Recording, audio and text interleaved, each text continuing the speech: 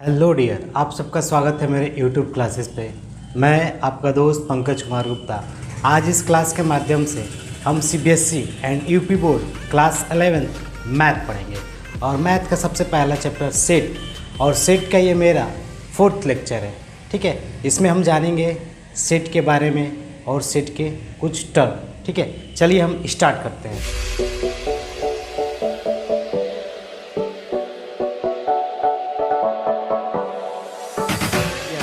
और उस पर 5 तक क्वेश्चन किया था। आज हम उससे थोड़ा आगे कंटिन्यू करेंगे, देखते हैं। क्वेश्चन नंबर 6 आपके स्क्रीन पर होगा, एक बार पढ़िए। Right the following S interval. ये जितने भी चीज़ें दी हैं इनको इंटरवल में लिखिए। हमने इंटरवल पढ़ा था, ओपन इंटरवल, क्लोज इंटरवल। ठीक है, उसी के बारे में है। तो पहला क्वेश्चन मैं इस पर करता हूँ, देखिए। X such that x belongs real number. x क्या है? Real number. -4 x, ठीक है, इतनी चीज़ें दी हुई हैं, यानी x रियल नंबर है और x की वैल्यू -4 से लेकर -4 नहीं है 6 तक है। तो आप इसको कैसे लिखेंगे, इसका सॉल्यूशन? तो आप डायरेक्ट पढ़े थे, x की वैल्यू तो भाई -4 पर तो डिफाइन नहीं है क्योंकि यहाँ पे इक्वल नहीं बना है। तो ओपन इंटरवल, और किस पे डिफाइन है? 6 पे डिफाइन है, तो क्लोज इंटरवल। देखो 6 के बराबर बोला है ना, तो ये आपका सॉल्यूशन हो गया। बस ओपन इंटरवल, क्लोज इंटरवल पढ़े थे ना, तो ये सब चीज़ें आप कर लोगे। इंटरवल मैंने पढ़ाया था। जैसे इसका मीनिंग क्या होगा, देखो x एक नंबर है जो कि रियल नंबर है, रियल नंबर से बिलोंग करता, और x की वैल्यू यहाँ से यहाँ तक, तो भाई आप इसमें आपका क्या हो जाएगा? -3 आंसर में हो जाएगा आपका। ऐसे जाओगे -2, -1, 0, 1, ऐसे 6 तक आपका आंसर हो जाएगा, लेकिन -4 नहीं होगा। तो ये रियली नंबर ही है ना, इसका सॉल्यूशन हो गया। अब चलते हैं नेक्स्ट क्वेश्चन। क्वेश्चन नंबर आपका 7 स्क्रीन पर देखिए। Right the following interval in set builder form. ये जो भी इंटरवल दिए हैं इनको सेट बिल्डर फॉर्म में लिखिए। जैसे अभी आपने इसके पहले देखा था कि सेट बिल्डर फॉर्म लिखा था, तो हमने उसको इंटरवल के फॉर्म में लिखा था। अब आपको इसे सेट बिल्डर फॉर्म में लिखना है। तो देखिए क्वेश्चन नंबर 7, ठीक है, 7 का फर्स्ट, जैसे -3 है और 0 है, तो भाई देखो -3 भी डिफाइन नहीं है ना 0 डिफाइन है, तो क्या बोलेंगे?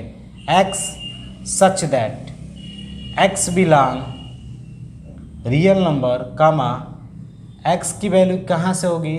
-3 से कहाँ तक? 0 तक। ठीक है, 0 तक नहीं होगी, 0 के पहले ही होगी। बस 0 पे देखो ओपन है ना, 0 डिफाइन नहीं है उस पर, यानी -3 भी नहीं है, तो बस ये हो गया आपका। ऐसे आप लिख लोगे।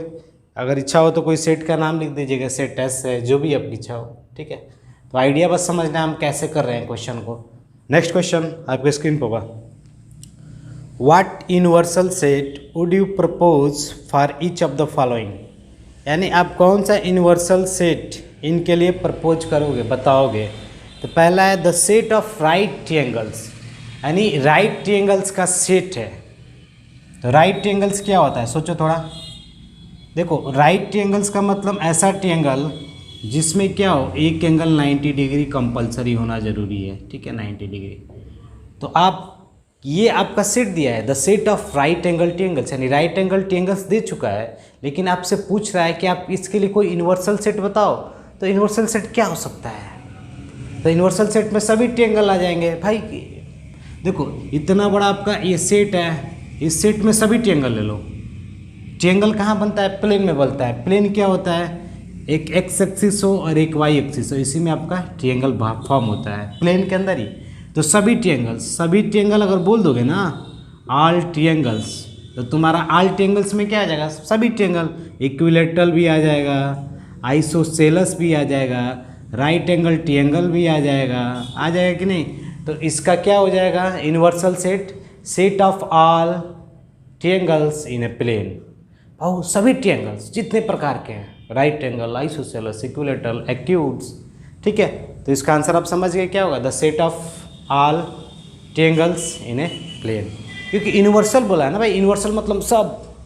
इसमें यूनिवर्सल में अगर तुम्हारा एक घर राइट एंगल ट्रायंगल्स का घर है, तो राइट एंगल ट्रायंगल उसका सबसेट होगा कि नहीं? ये मान लो पूरा ऑल ट्रायंगल्स का घर है और इसमें राइट एंगल ट्रायंगल वाले इतने लोग हैं, तो right angle triangle is subset of all triangle, बोल सकते हो कि नहीं, ये बातें समझिए। राइट एंगल ट्रिएंगल ये सबसेट ऑफ ऑल ट्रिएंगल, ठीक है, यहाँ तक हो गया। अब नेक्स्ट क्वेश्चन चलते हैं, क्वेश्चन नंबर 9। तो ये तो बहुत पढ़ लीजिए एक बार। इस सेट ए है जिसमें ये एलिमेंट है 1 3 5, बी में ये है, सी में ये दिया है। अब आपसे बोला है कि इन तीनों सेट के लिए यूनिवर्सल सेट बताइए, ठीक है। यूनिवर्सल सेट क्या है, कौन है इसमें से, ठीक है। तो आप कर लोगे यूनिवर्सल सेट मतलब सभी लोग आ जाएंगे उसमें।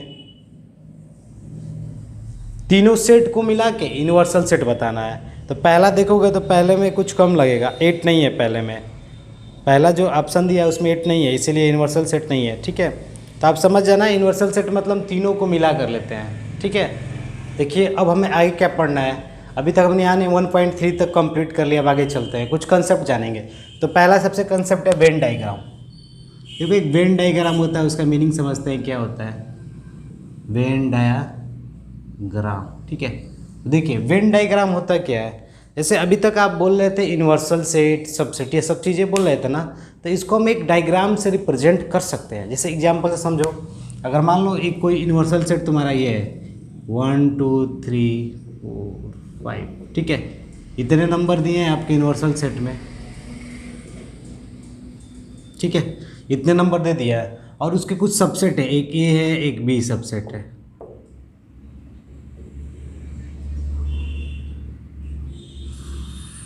ठीक है। तो देखो एक ए सबसेट एक बी, क्योंकि आपको कन्फर्म है कि A is subset of U and B is subset of universal, क्योंकि यूनिवर्सल सेट है, यूनिवर्सल मतलब पूरा। तो वेन डायग्राम यह कहता है कि वेन डायग्राम यह जानेंगे कि जो एक रेक्टेंगल होता है, एक ऐसे बड़ा सा रेक्टेंगल आप बनाएंगे, ठीक है। तो ये जो रेक्टेंगल है बड़ा सा, यह यूनिवर्सल सेट के लिए है।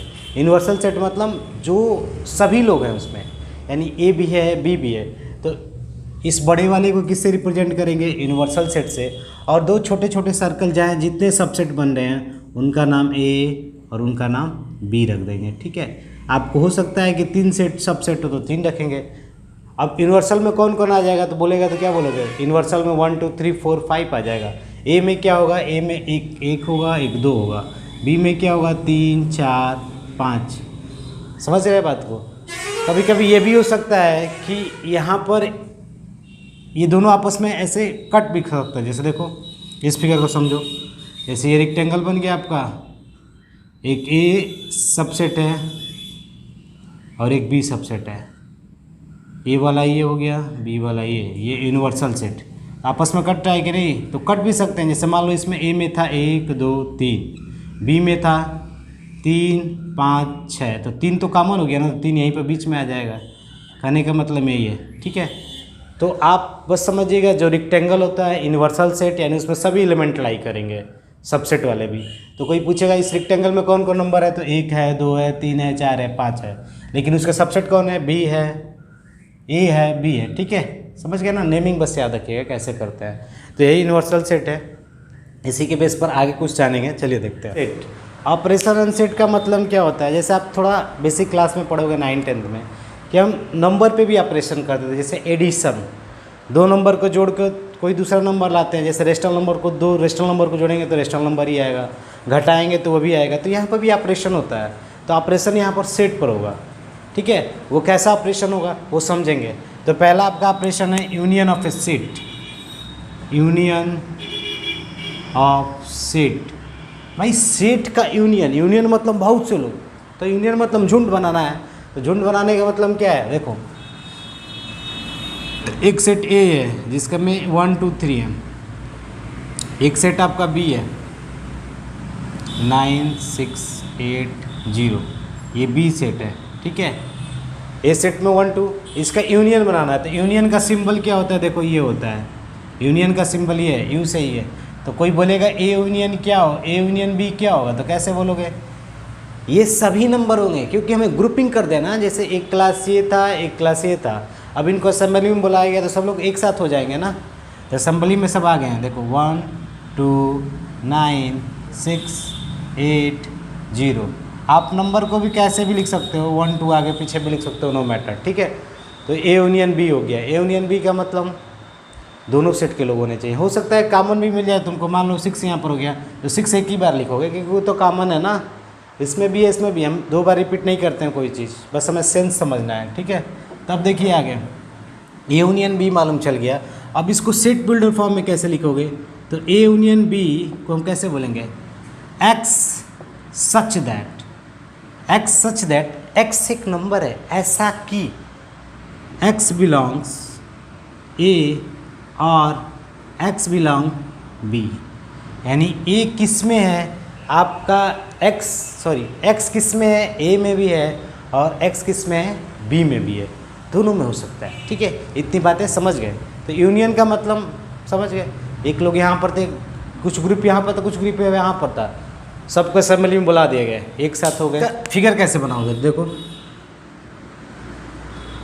एक रेक्टेंगल बना देना, जो यूनिवर्सल सेट होगा, यूनिवर्सल मतलब ये पूरे लोग आ जाएंगे, 1 2 9 6 8, तो एक यहाँ पर ए बना देना, ये ए सेट है, ये बी सेट है आपका, और ये वाला यू सेट है। ए में कौन कौन है, 1 है 2 है 9 6 8 0, ठीक है, हो गया। यूनिवर्सल में सभी लोग आ जाएंगे। हो सकता है ये दोनों आपस में इंटरसेक्ट कर जाए, कब, जब 6 डालोगे तो इंटरसेक्ट भी कर सकता है, ऐसा भी कंडीशन हो सकता है, ठीक है। तो आप इस फिगर से समझ गए, वेन डायग्राम से। Some properties of operations of union, अगर हम यूनियन का ऑपरेशन कर रहे हैं तो कुछ उसकी प्रॉपर्टीज़ होगी। प्रॉपर्टीज़ क्या होगा, देखो अगर तुम ए यूनियन बी लिखते हो तो क्या तुम इसको बी यूनियन ए लिख सकते हो, ये पूछा है, तो ये हो सकता है। कैसे, अभी देखो, ऐसे ए की वैल्यू मान लेते हैं, ए में 1 और 2 है और बी में कौन है 3 4, ठीक है। इसका ए यूनियन बी निकालना है तो क्या आएगा 1 2 3 4, हो गया, ए यूनियन बी आ गया। अब जस्ट मैं बोलूँ बी यूनियन ए निकालो तो वही आंसर आएगा ना, क्या मतलब है, बी भी तो वही रहेगा, 3 आगे पीछे हो जाए उससे कोई मतलब नहीं है, ठीक है। तो दोनों वैल्यू क्या है, सेम है, तो ये हो सकता है। तो इस प्रॉपर्टी को बोलते हैं कम्यूटेटिव, क्या बोलते हैं, कम्यूटेटिव, ठीक है, कम्यूटेटिव प्रॉपर्टी बोलते हैं। तो इसको याद रखिएगा, commutative property. A union B को हम बी यूनियन ए भी लिख सकते हैं, ठीक है। ये बातें समझिए, अब आगे चलते हैं। अब होता है एक एसोसिएटिव लॉ। एसोसिएटिव लॉ क्या कहता है, देख लो उसको भी।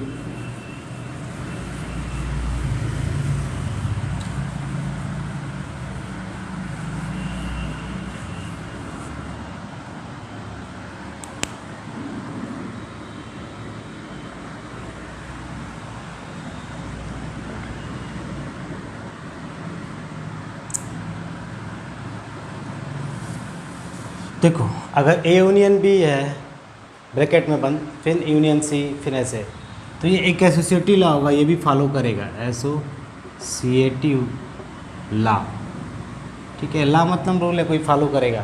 तो इसमें क्या होगा, जैसे मान लो ए में तुम्हारा 1 है, छोटा छोटा भी हम लेते हैं समझने के लिए, बी में 2 और 0 है, सी में 1 9 है और 8 है, ठीक है।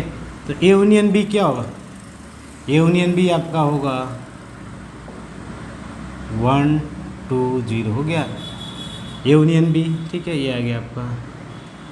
फिर ए यूनियन बी के बाद सी का यूनियन करना है, तो ए यूनियन बी हो गया इतना, फिर यूनियन सी, तो ए यूनियन बी तो आपका ये था, ऐसे लिख दिया।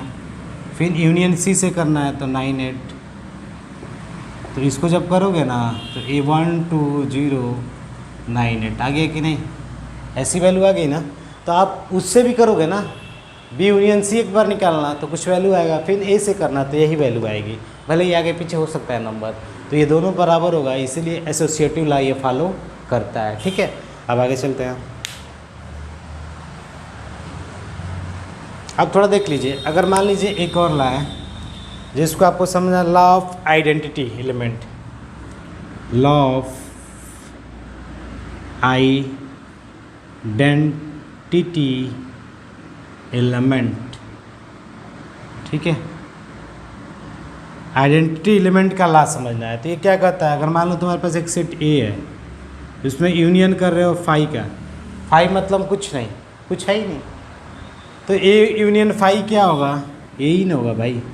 अगर मान लो एक एक क्लास है जिसमें कोई बच्चे नहीं है, एक क्लास है जिसमेम 10 बच्चे हैं, उनको असेंबली में बुलाया गया तो कितने बच्चे आएंगे? 10 ही आएंगे ना। तो 10 वाला क्या है? यही ना है तो आपका 10 वाला बस। तो ए यूनियन फाई यानी लॉ ऑफ आइडेंटिटी एलिमेंट्स। ठीक है, आइडेंटिटी एलिमेंट्स यह कहता है कि अगर मैं ऑपरेशन करूँगा तो वही वैल्यू आएगी जो पहले थी। तो ये आइडेंटिटी एलिमेंट्स है, फाई इज आइडेंटिटी एलिमेंट्स। ठीक है,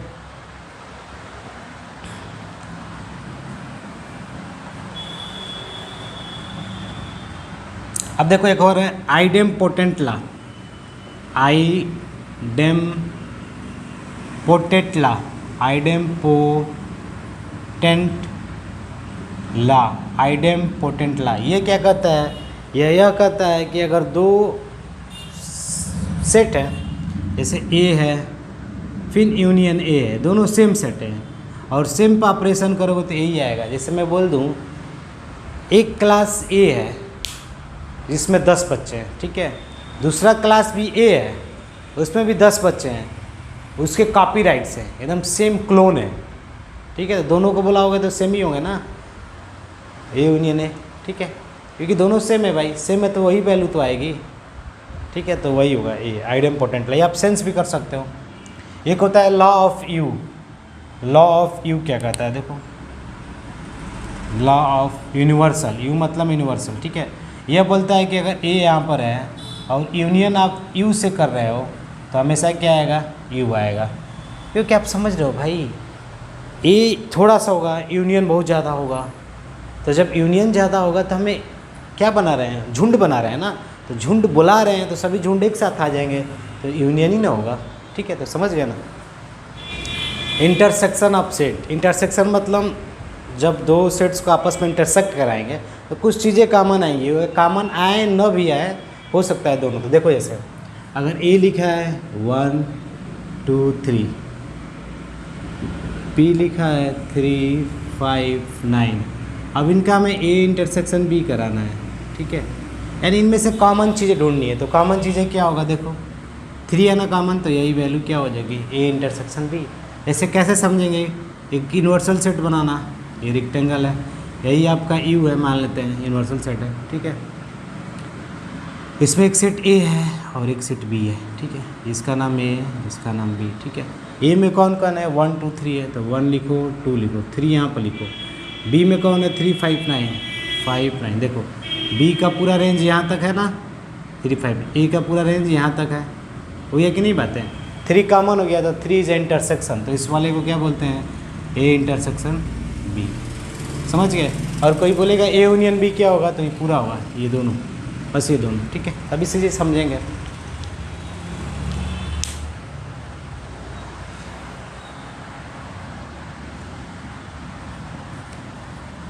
अब इसको सेट बिल्डर फॉर्म में कैसे लिखोगे? तो देखो A intersection B is equal to x such that, x ऐसा कि x belongs A and x belong B, दोनों बात होनी चाहिए। यानी एक्स की वैल्यू ए में हो कंपलसरी है और साथ साथ में बी में भी होनी चाहिए, तभी वो वैल्यू हमारी क्या है? ए इंटरसेक्शन बी है। यहाँ पे एंड वर्ड यूज हुआ है, इसके पहले आर यूज हुआ था यूनियन में, याद रखिएगा। एंड मतलब और ज़रूरी है, दोनों साथ में होना चाहिए। देखो अगर ए इंटरसेक्शन बी हो रहा है तो आप इसको ऐसे भी लिख सकते हो, बी इंटरसेक्शन यू ए। ठीक है, आप समझ रहे होगे लॉजिक क्या है, सब जान रहे हो। बी से ए में करो चाहे ए से बी में, तो ये कम्यूटेटिव लॉ फॉलो करेगा, कम्यूटेटिव लॉ फॉलो करेगा। नेक्स्ट है A intersection B associative law. तो देखो क्या होगा, ए इंटरसेक्शन बी फिर इंटरसेक्शन सी होगा। भाई आपने ऐसे ही किया था, मैं थोड़ा चेंज करता हूँ, ए को खाली छोड़ता हूँ ऐसे, फिर बी इंटरसेक्शन सी, तो ये क्या होगा? Associative law. ठीक है, एसोसिएटिव लॉ ये भी फॉलो करेगा, आप चेक कर लीजिएगा।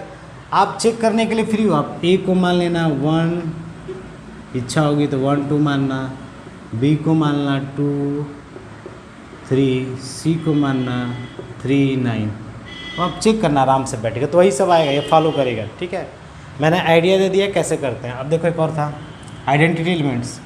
फाई इंटरसेक्शन ए करोगे तो हमेशा क्या आएगा? फाई आएगा। क्योंकि फाई मतलब कुछ नहीं, ए मतलब कुछ है वैल्यू, तो भाई इंटरसेक्ट कराओगे तो फाई ना आएगा, दोनों लोग मिल भी नहीं करेंगे तो फाई होएगा। ठीक है, तो ये भी याद रखिएगा, लॉ ऑफ फाई बोलेंगे इसको, लॉ ऑफ फाई। फाई मतलब इम्पट्टी वाला। ठीक है, नेक्स्ट है यूनियन इंटरसेक्शन ए। ये क्या देगा आपका, ए देगा, क्योंकि भाई यूनियन मतलब बहुत ज़्यादा, ए उसी का छोटा सा पार्ट है, तो इसमें ए ही मिल जाएगा, नहीं कॉमन मिल नहीं जाएगा, मिल जाएगा आराम से भाई। जैसे यूनियन में लिख लो तुम 1 2 3 4, ए इसका छोटा सा पार्ट होगा ना, ए सब छोटा होता है, तो 3 और 4। अब इनको इंटरसेक्ट कराओ, इंटरसेक्ट कराओगे तो मिलेगा भाई 3 और 4 कॉमन मिल ही जाएगा मुझे, हो गया कि नहीं। तो ए वाला पार्ट मिल गया कि नहीं, ये वाला पार्ट देखो यहाँ से मिल गया ये वाला, तो ये लॉ ऑफ यू है। ठीक है, यहाँ तक बातें क्लियर। अब नेक्स्ट समझेगा। अब एक होता है डिस्ट्रीब्यूटिव लॉ, उसको भी समझ लेते हैं। क्या कहता है कि अगर A intersection B union C है, ठीक है, तो आप कैसे लिख सकते हो, ए इंटरसेक्शन बी, ठीक है, फिर क्या लिखेंगे, यूनियन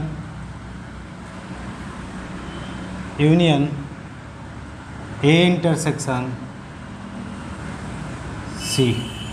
देखो कैसे समझेंगे, ए यहाँ पर था, ये दोनों चीज़ें हैं ना, तो एक बार इससे ऑपरेशन कराओ, फिर अगली बार इससे ऑपरेशन कराओ, यूनियन को बीच में रखो। ठीक है, ए इंटरसेक्शन बी, फिर अगली बार इससे ए इंटरसेक्शन सी। तो आप समझ सकते हो कैसे डिस्ट्रीब्यूटिव लाया, तो थोड़ा देख लेते हैं।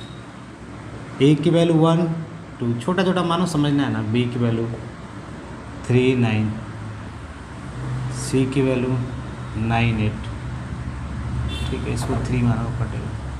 ए इंटरसेक्शन बी निकालोगे तो 3 आएगा, मैं डायरेक्ट लिख रहा हूँ, ए इंटरसेक्शन बी क्या आएगा, 3 आएगा।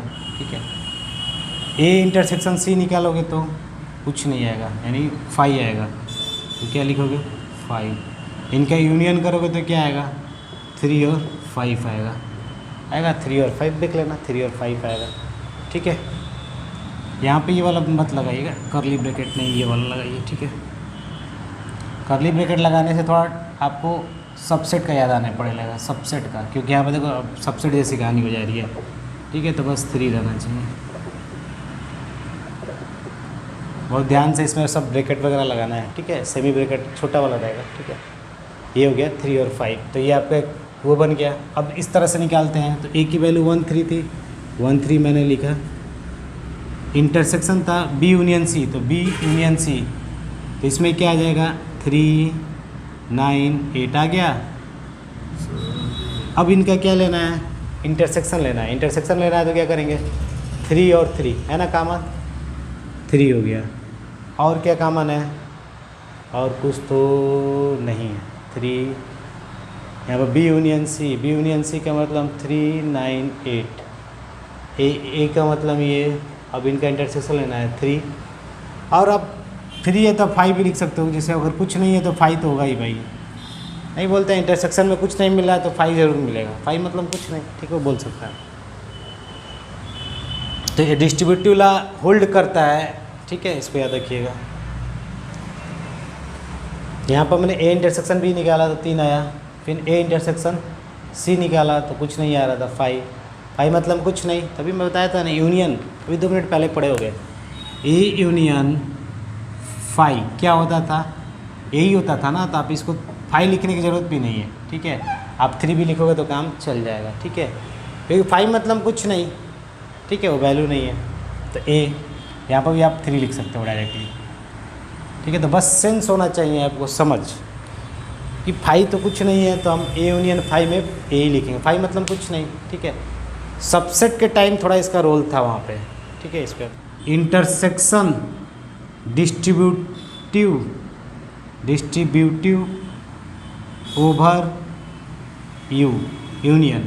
देखो ये इंटरसेक्शन ही है ना जो कि यूनियन पर डिस्ट्रीब्यूटिव हो गया है, पहले इंटरसेक्शन किया फिर यूनियन लग गया, तो इंटरसेक्शन डिस्ट्रीब्यूटिव ओवर यू। अगर यहाँ पे यूनियन होता तो यूनियन डिस्ट्रीब्यूटिव ओवर इंटरसेक्शन, ऐसे ही याद समझने का तरीका है। ठीक है, तो डिस्ट्रीब्यूटिव लावा डिस्ट्रीब्यूट हो गया।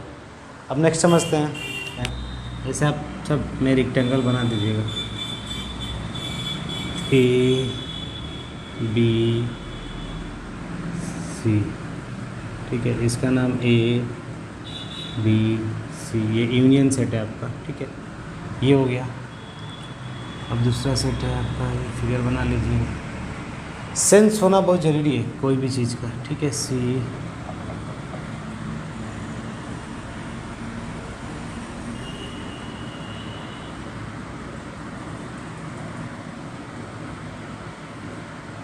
ये इसको सेंस करना है, समझ में आ रहा है कि नहीं बस, ठीक है। आप बढ़िया से बनाइए, घर पर कैसे बनाते हो आप लोग।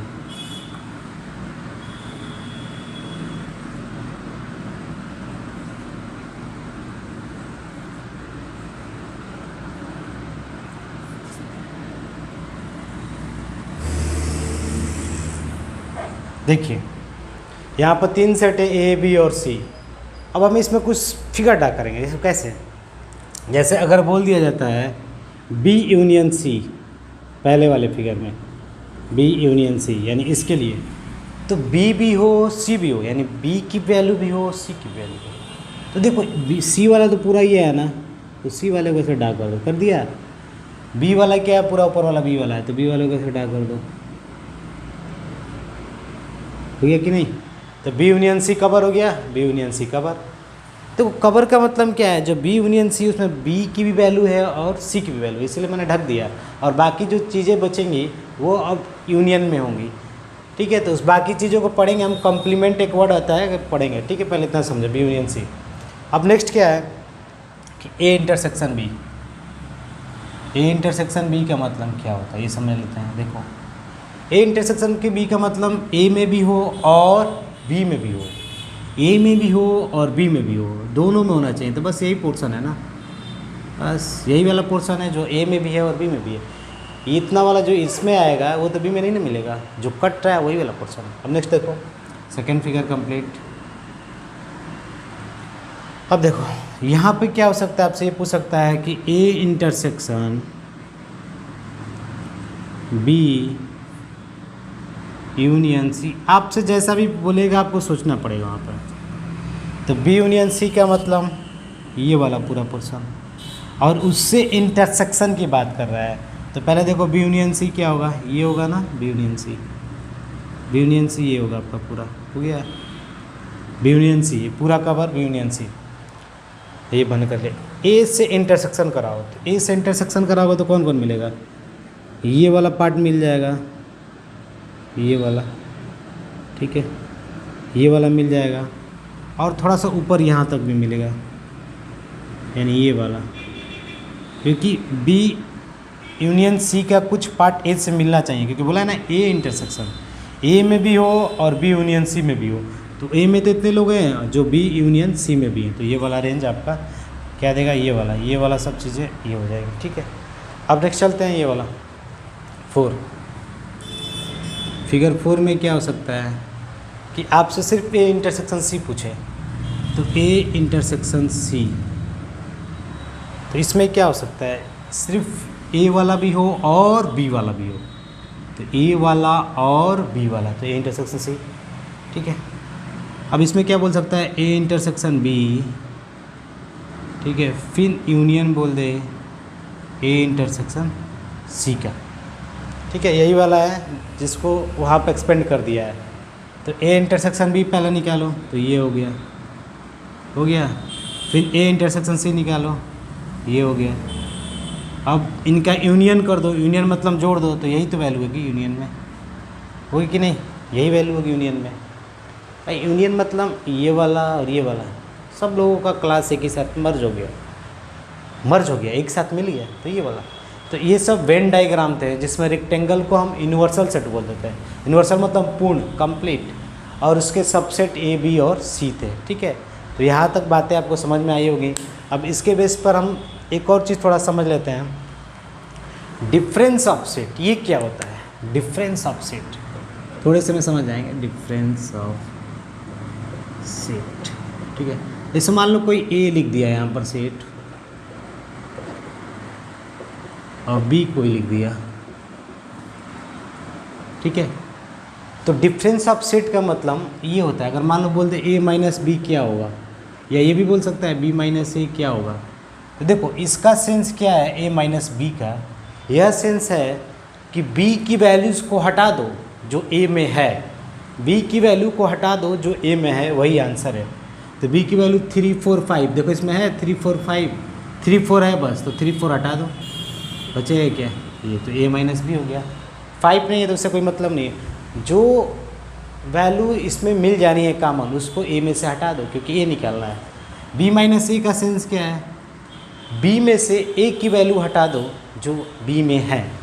तो यहाँ पर देखो 3 4 है, इसमें भी 3 4 है, तो हटा दो, तो बचेगा क्या, 5 ही बचेगा ना, समझ रहे हो ना। तो ए माइनस बी का मतलब ए की वैल्यू वही रहनी चाहिए जो बी में, जो बी से कॉमन है उसको हटा दो। देखो बी से कॉमन ये है ना, तो इनको हटा दो ए में से, तो 1 2। बी में से बी माइनस ए का मतलब बी में वही वैल्यू रहेगी जो ए से कॉमन है, उसको इसमें से हटा दो। जैसे 3 4 कॉमन है ना, हटा दो, बस 5 बचा। बस ये सेंस हो गया समझने का। ऐसे आप डिफरेंस आप सेट कर लोगे, बहुत ईजी है, ठीक है। कॉम्प्लीमेंट ऑफ सेट का मतलब क्या होता है, जैसे कोई सेट ए लिख दिया, ठीक है, ए में कोई वैल्यू है 1 2 3 और ये यूनिवर्सल सेट है। यूनिवर्सल मतलब कुछ वैल्यू दी थी इसमें, ठीक है। तो भाई आप ऐसे वेन डायग्राम बनाओगे, ये यूनिवर्सल होगा, ठीक है, ये यूनिवर्सल के लिए है, और यहाँ पे एक प्यारा सा आपका सेट ए है, प्यारा सा सेट ए, ठीक है। तो यहाँ पर 1 है 2 है 3 है, और यूनिवर्सल सेट में सभी लोग आ जाएंगे जितने वैल्यू है। तो मैं बोल दूँ एक कॉम्प्लीमेंट बताओ, यानी ए का कॉम्प्लीमेंट का चिन्ह ये है, ए डैश बोलते हैं या ए कॉम्प्लीमेंट। तो इसका मतलब ये है कि यू माइनस ए, यानी यू में से ए की वैल्यू को हटा दो। तो ए की वैल्यू हटा दोगे तो क्या बचेगा, बचेगा आपका 4 5 6 7। तो ये ए कॉम्प्लीमेंट होगा, यानी ए कॉम्प्लीमेंट में ए की वैल्यू नहीं होगी, बस किसकी होगी, यू माइनस ए वाला होगा, ठीक है। ये बातें समझ गए, कॉम्प्लीमेंट ऑफ ए सेट। तो इसको सेट बिल्डर फॉर्म में कैसे लिखेंगे, ए कॉम्प्लीमेंट इज एक्स की value such that x belongs union and, और साथ में ये भी होना चाहिए एक्स नॉट बिलोंग्स ए। ये बातें याद होनी चाहिए, याद का मतलब समझ में आना चाहिए, ठीक है।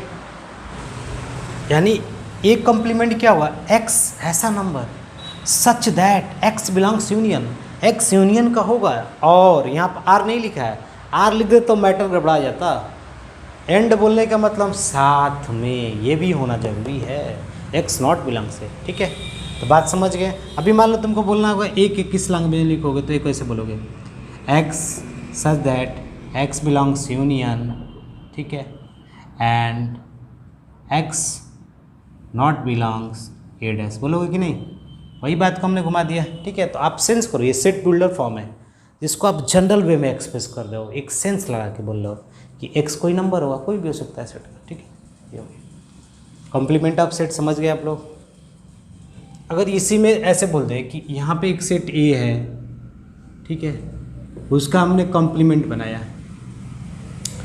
तो कॉम्प्लीमेंट बनाया तो ये ए आया, ठीक है, जिसको हम क्या बोल देते हैं, यू माइनस ए। अगर मैं फिर बोल दूँ कि कॉम्प्लीमेंट का कॉम्प्लीमेंट बना दो, तो ए डैश का डैश, तो ये क्या आएगा, सोचो थोड़ा सा, ए डैश की वैल्यू तो यू माइनस ए है, अब इसका कॉम्प्लीमेंट करोगे तो क्या आएगा, यू माइनस ए का मतलब यू की वैल्यू होगी लेकिन ए की नहीं होगी, लेकिन जैसा ही कॉम्प्लीमेंट कर दोगे तो क्या आ जाएगा, ए वाला वैल्यू आ जाएगा कि नहीं। सोचो थोड़ा सा भाई, हम तो इसको ए डैश बोल रहे हैं, फिर ए आएगा, आप करके भी देख सकते हो, मैं थोड़ा समझा रहा हूँ, इसको आप याद रखिएगा, ऐसे होता है, ठीक है। 2 बार कॉम्प्लीमेंट करेंगे तो ये आएगा, कैसे समझेंगे वो समझ लेते हैं। ऐसे यहीं पर देखो, ए डैश की वैल्यू 4 5 6 7 थी ना, अब ए डैश के ऊपर मैंने एक और डैश लगा दिया, यानी ए कॉम्प्लीमेंट। तो 4 5 6 7 का कॉम्प्लीमेंट का मतलब क्या होगा, इस 4 5 6 7 को यू में से घटाएंगे ना, यू माइनस ए डैश, यही ना होगा, यू माइनस ए डैश, यही ना बोलेंगे। जैसे ए डैश कोई नंबर था, ठीक है, उसके ऊपर कॉम्प्लीमेंट होगा, तो यू में से ए डैश को हटा दो भाई, तो ए डैश क्या है, तो ए डैश की वैल्यू आपकी ये है 4 5, तो बचेगा क्या, सिर्फ 1 2 3, ये किसके बराबर है, ए के बराबर है, बस समझ गया ना, सेंस करना बहुत ज़रूरी है, ठीक है। ए कॉम्प्लीमेंट की वैल्यू ये रही, अब इसका फिर कॉम्प्लीमेंट करना है तो यू में से घटा दो, यू में से हटा दो, तो बचेगा क्या, ए ही बचेगा ना, ठीक है। मॉर्गन्स ला। ये क्या कहता है? डी मॉर्गन्स ला। तो देखो ये क्या कहता है कि अगर ए यूनियन बी का होल्ड ऐसा है, ठीक है, आपने क्या कर दिया, इनका कॉम्प्लीमेंट ले लिया ए यूनियन बी का, तो ये बोलता है कि ए इंटरसेक्शन बी इंटरसेक्शन होगा, ठीक है। अब मैं इसको समझाऊंगा कैसे करेंगे। तो जैसे यही वाला सेट है मेरा ए, यहाँ पर मैं एक बी मान लेता हूँ, ठीक है, ठीक है, ए यूनियन बी का होल्डर्स, ठीक है, बस सही है। देखो तो ए यूनियन बी क्या होगा मेरा, 1 2 3 होगा, ठीक है, होगा 1 2 3। फिर इसका कॉम्प्लीमेंट, तो कॉम्प्लीमेंट में क्या आ जाएगा, 4 और 5 आ गया, 4 और 5 आ गया, ठीक है। अब देखो ए इंटरसेक्शंस, ए कॉम्प्लीमेंट क्या होगा, 1 2 का, 3 4 5 इंटरसेक्शन। बी का कॉम्प्लीमेंट क्या होगा, 3 को छोड़ दो, 1 2 4 5। बी कॉम्प्लीमेंट का मतलब 3 को छोड़ दो ना, अब इनका इंटरसेक्शन लो, 4 5 मिल रहा है ना, 4 5, दोनों बातें बराबर हो गई कि नहीं, हो गया ना। तो कहने का मतलब ये रूल फॉलो कर रहा है। तो डी मॉर्गन्स लॉ याद करिएगा, डायरेक्ट पूछ सकता है कि ये होगा कि नहीं, तो ये बातें सही हैं, ठीक है। तो उन्होंने भी प्रैक्टिकल किया होगा, एग्जाम्पल कुछ लेकर सोचा होगा, ठीक है। आप भी सोच सकते हो, बैठ के नए नए फार्मूले बना सकते हो। अब देखो ए इंटरसेक्शन बी का complement is equal to A dash union, ये भी कर लोगे, बहुत आसान है।